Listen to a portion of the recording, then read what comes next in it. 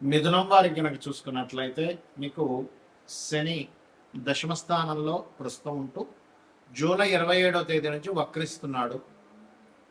మరి ఈ వక్రగతి వల్ల కలిగే ఫలితాలు, మీ యొక్క జన్మజాతకంలో కనుక ఏదైనా గ్రహం వక్రించినట్లయితే దానివల్ల ఎటువంటి ఫలితాలు మీరు పొందుతారు, ఏ దేవతారాధన చేయాలి, ఎటువంటి విషయాల పట్ల మీరు జాగ్రత్త వహించాలి అనేటువంటి అంశాలు చెప్తుంది నేనైనప్పటికీ చెప్పిస్తుంది సాక్షాత్ లలిత అమ్మవారిగా భావిస్తూ ఆ లలితాంబిక అమ్మవారి యొక్క అనుగ్రహం మీకు పరిపూర్ణంగా కలగాలని మనస్ఫూర్తిగా కోరుకుంటూ, ఇక్కడ ఎప్పుడైతే ఈ యొక్క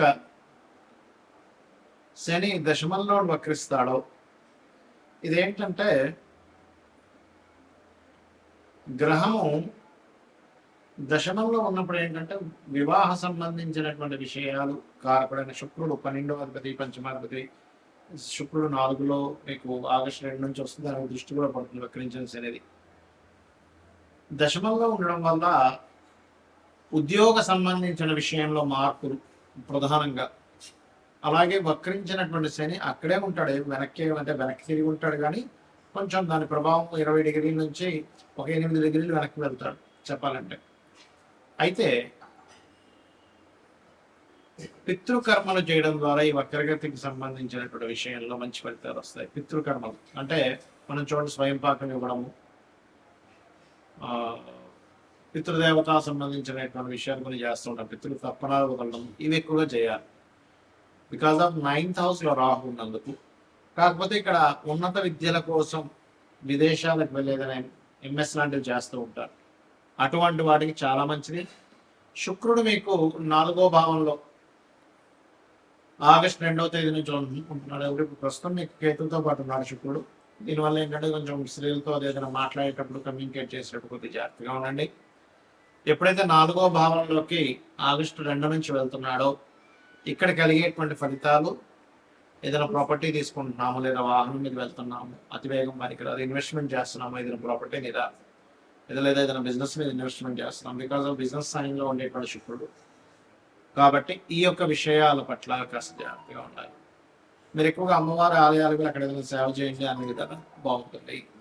భృగునందనాడి అనేటువంటి శాస్త్రం పరంగా ఒక గ్రహం వక్రించి ఉంది మీ పర్సనల్ చార్ట్లో అనుకుంటే, అది ఊరికనే వక్రించడం అని కాదు, మీరు ఆ సమయంలో ఎందుకు పుట్టారు అంటే గురువు వక్రించాడు, లేదా శని వక్రించాడు, శుక్రుడు బుధుడు లేదా కుజుడు వక్రించాడు, మిగతా రాహుకేతువులు రవిచంద్రులు అయితే వక్రించడం చెప్పారు. అయితే ఒకవేళ వక్రించిన నక్షత్రంలో ఉంటే అప్పుడు మళ్ళీ దాని ఫలితం వేరే ఉంటుంది. అయితే ఇక్కడ ఉదాహరణకి మనం శనిదే తీసుకుందాం. ఎవరి పర్సనల్ చార్ట్లో అయినా శని గ్రహం కనుక వక్రించినట్లయితే రూల్ నెంబర్ 1, అది ఏ రాశిలో ఉండి వక్రించింది, వక్రించినప్పుడు వెనక రాశి ఫలితాలు ఇస్తుంది. వెనక రాశుల్లో 1, 5, 9 ఏ గ్రహాలు ఉన్నాయి ఇది చూడాలి. దీనివల్ల మీకు ఆ వక్రించడం వల్ల సహజంగా ఏంటంటే మనం చూడండి, ఏదైనా శని ముఖ్యంగా అందులో పర్టికులర్గా శని భగవానుడు కనుక వక్రించినట్లయితే మీరు కెరియర్ కోసం మీ లైఫ్లో ఒక మంచి కెరియర్ రావాలంటే ఉన్న ప్లేస్ నుంచి మారాలని చెప్తుంది. మారిన తర్వాత ఎక్కువ సఫర్ అయ్యి సక్సెస్ అవుతారా లేకపోతే ఈజీగా సక్సెస్ అవుతారా అనేది ఇట్స్ డిపెండ్ ఆన్ మీ పర్సనల్ చార్ట్లో శనికి వెనక రాశుల నుంచి ఉండే గ్రహాల యొక్క స్థితిని బట్టి ఆధారపడి ఉంటుంది. గుర్తుపెట్టుకోండి, వక్రించి ఉచ్చ స్థానంలోకి వెళ్తున్నాడు, వక్రించి నీచంలోకి వెళ్తున్నాడు. ఇప్పుడు ఉదాహరణకి శని వృషభంలో ఉండి వక్రించి నీచంలోకి వెళ్తున్నాడు, ఇట్స్ నాట్ గుడ్. బట్ అదే ధనస్సులో ఉండే వృశ్చికంలో ఉండే శని వక్రించాడు, అప్పుడు ఉచ్చ స్థానంలోకి వెళ్తాడు. అంటే ఉచ్చమా నీచమా ఏ గ్రహం వక్రించనా, ఏ రాశులతో కనెక్ట్ అవుతుంది, ఏ గ్రహాలతో కనెక్ట్ అవుతుంది, ఎటువంటి విషయాలను సూచిస్తుంది అనే విషయాన్ని చూసుకోవాలి. సో ఫస్ట్ ఆఫ్ ఆల్ శని అనేది కర్మకారకుడు. రెండు జాబులు చేయడం, లేకపోతే ఉన్న జాబ్ కోసం వేరే ప్రాంతానికి వెళ్తే సక్సెస్ అవ్వడం అనేటువంటిది ఇస్తుంది, గుర్తుపెట్టుకోండి. ఇక రెండవది గురువు. మీ జన్మజాతకంలో గురువు వక్రించాడు అంటే గురుసేవ బ్యాలెన్స్ ఉండిపోయింది. ఇక్కడ పూర్వజన్మల్లో మనం ఎక్కడో గురువుకి సమ్ మిస్టేక్స్ చేసాం, అజ్ఞానంలోనో ఏదో భయపడుతూనో సంథింగ్ ఎక్కడో మిస్టేక్ జరిగింది. అంటే కొన్నిసార్లు మనం కొంతమందికి తెలియకుండానే జరిగిపోతుండే, మన కోరికల వల్ల లేకపోతే మన ఇష్టాల వల్ల, మనం అనుకునేటువంటి కొన్ని పనుల వల్ల ఏదో అలా గురువు విషయాన్ని కూడా ఏదో తప్పిదం జరిగింది. దాన్ని ఫుల్ఫిల్ చేసుకోవడానికి వచ్చారు భూమి మీదకి అర్థం చేసుకొని, వీలైనంత మటుకు ఆధ్యాత్మిక చింతనలో ఉండడము, సంతానం విషయంలో కూడా. ఎందుకంటే గురువు సంతానానికి కూడా కారకుడు రవి గురువు. సంతానానికి సంథింగ్ ఏదో బ్యాలెన్స్ ఉన్నాము మనము చేయవలసింది ఉంది. కొన్నిసార్లు చూడండి కొంతమంది ఇళ్లలో ఏంటో వీళ్ళ సంతానం కూడా ఈయన చూసుకుంటున్నాడు, ఇంకా వాళ్ళు ఇంకా సెటిల్ అవ్వలేదు అనుకుంటారు. ఇక్కడ ఏంటంటే రెండు విషయాలు, ఒకటి వాళ్ళ జాతకాల్లో సెటిల్మెంట్ లేట్ ఉంటుంది, సమ్ టైమ్స్ వీళ్ళకి ఇంకా రుణం ఉంటుంది వాళ్ళకి చేయాల్సినవి, అంతా రుణానుబంధ రూపేణ పశుపక్ష సుతాలయ అంటుంటారు. సో అదేవిధంగా జ్ఞానం, జ్ఞానం సంబంధించిన దేవతా సంబంధించినవి షేర్ చేయడం వేరే వాళ్ళకి ఇది చేస్తుంటారు జూపిటర్ వక్రించినట్లయితే. అదేవిధంగా జీవుడు అని కూడా చెప్తారు నాడీ ఆస్ట్రాలజీలో. అది వక్రించినప్పుడు ప్రదేశం మారితే కూడా మంచిదా కాదా అనేది డిపెండ్ ఆన్ గురువు వెనక రాసుల్లో ఉండే గ్రహస్థితిని పరిశీలన చేయాలి. ఇక శుక్రుడు వక్రించాడు, ఒకటి గుర్తుపెట్టుకోండి, శుక్రుడు కనుక ఎప్పుడైనా మీకు వక్రించాడు అంటే మీ యొక్క జీవితంలో వివాహం అనేటువంటి విషయం ఖచ్చితంగా అది సప్తమంలో ఉండి వక్రించినట్లయితే వివాహం విషయం ఒకరిని అనుకొని మిస్ అయ్యి మళ్ళీ ఇంకోటి చేసుకోవడం జరుగుతుంది. అలాగే అనుకున్నామండి దగ్గర దాకా అనుకున్నాం, మిస్ అయిపోయింది, లేకపోతే ఒక్కోసారి వివాహం అయి కూడా మళ్ళీ వాళ్ళు వద్దని కూడా వదిలేయడం లాంటివి జరుగుతుంటాయి ఎక్కువగా.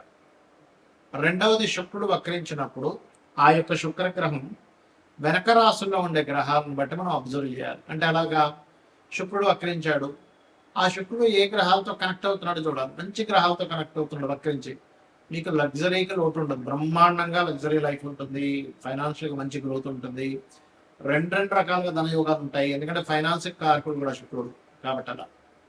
అదేవిధంగా బుధుడు వక్రించాడు అనుకోండి, ఎవరికైనా ఎవరి జన్మ జాత చక్రంలో అయినా వాళ్ళ పర్సనల్ చార్ట్ లో బుధ గ్రహం వక్రించింది, అప్పుడు మీరు చేయవలసింది ఏమిటి అంటే ఎప్పుడు కూడా మీకున్న నాలెడ్జ్ని షేర్ చేయాలి.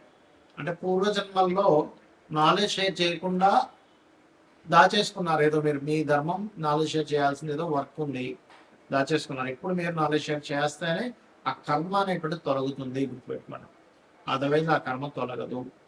సో మీ నాలెడ్జ్ మీరు ఏదైనా ఆఫీస్లో చేస్తున్నారు, కొంతమంది అనుకుంటారు చూడండి ఇది ఎలాగో చెప్పండి నువ్వే నేర్చుకో నేను ఎందుకు చెప్పాలి నీకు అంటూ ఉంటారు.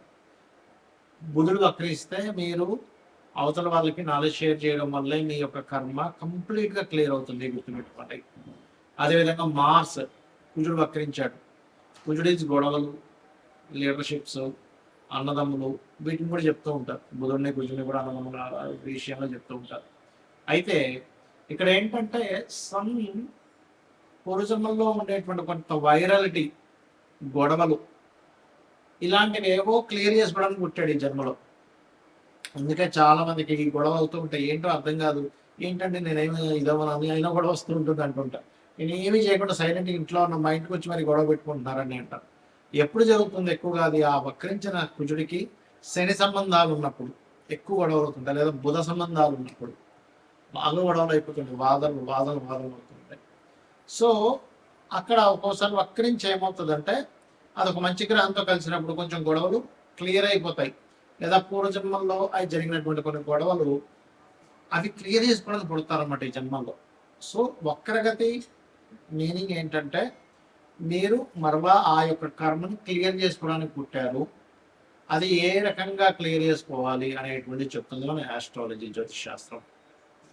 అలాగే ఇక్కడ మనం ఇందాక చెప్పుకున్నాం రాహుకేతువులు అయితే ఎప్పుడు వక్రించే ఉంటాయి, ఎందుకంటే వక్రగతిలో తిరుగుతుంటారు గ్రహాలని మేషం, వృషభం, మిథునం, కర్కాటకం ఇలా క్లాక్ వైజ్ లో తిరుగుతూ ఉంటాయి, రాహుకేతువులు మాత్రం యాంటీ క్లాక్ వైజ్ లో తిరుగుతుంటాయి. అంటే ఏంటి, మేషం నుంచి మీనం, కుంభం, మకరం, ధనస్సు, వృశ్చికం, తుల, కన్య, సింహం, కర్కాటకం, మిథునం, వృషభం ఇలా యాంటీ క్లాక్ వైజ్ లో తిరుగుతుంటాయి. అయితే వీటికి సహజంగానే వక్ర స్థానంలో ఉన్నది కూడా ఏదైనా వక్రగ్రహం నక్షత్రాల్లో ఉన్నప్పుడు మళ్ళీ ఇది కొంచెం డిఫరెంట్గా యాక్ట్ చేస్తూ ఉంటుంది. రవిచంద్రుడు కూడా వక్రించిన నక్షత్రాల్లో ఉన్నప్పుడు మాత్రం తల్లికి, అంటే చంద్రుడు వక్రించిన నక్షత్రంలో ఉంటే తల్లికి ఏదో ఈ జాతకుడు రుణపడి ఉన్నాడు, లేదా రవి వక్రించిన నక్షత్రంలో ఉంటే తండ్రికి రుణపడి ఉన్నాడు, తల్లిదండ్రులకు సహజంగానే రుణంలో ఉంటాం మనం, కానీ ఇంకాస్త ఎక్కువ రుణపడి ఉన్నాము, వాళ్ళకి ఎక్కువ సేవ చేయాలి, దానికోసమే జన్మెత్తావు అనే ఒక విషయాన్ని మనం అర్థం చేసుకోగలగాలి.